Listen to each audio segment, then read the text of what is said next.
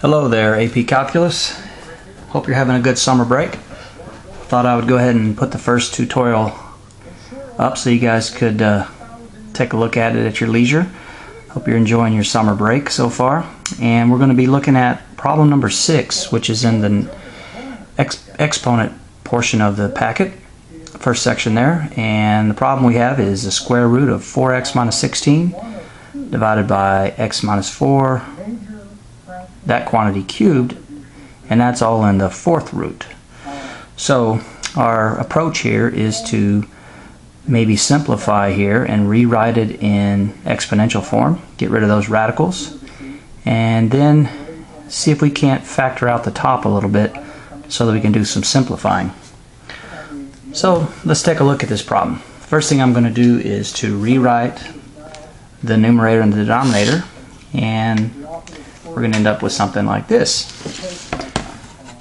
Alright, so we have on the top, we're going to end up with 4x minus 16.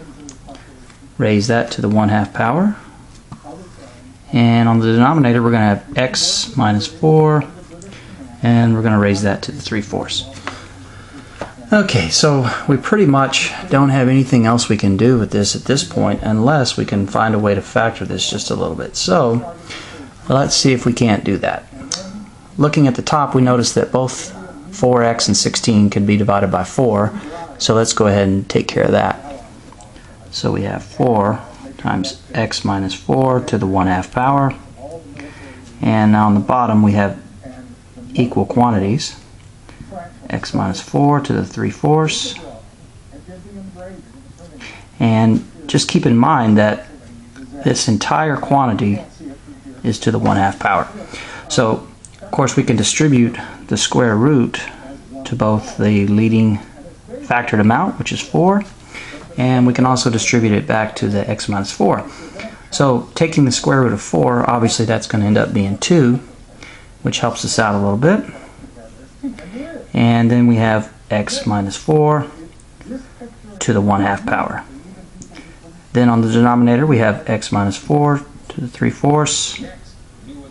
And since they are equal quantities on top and bottom, we can simply subtract the exponents since this is division. And 1/2 minus 3/4 is going to be a negative 1/4. So that quantity will end up in the bottom and it will remain positive. Okay, so let's take a look at the final answer. We have 2 for the numerator, and on the bottom we simply have x minus 4 to the 1/4 power. And that's about all we can do with that. Of course we could rewrite it in radical form if we wanted to, but I think this should suffice for our problem here. Alright, well, hope you have good luck with the rest of them. And if you have any questions, you can drop me an email or put me a post up on this YouTube site. And we will talk to you guys soon.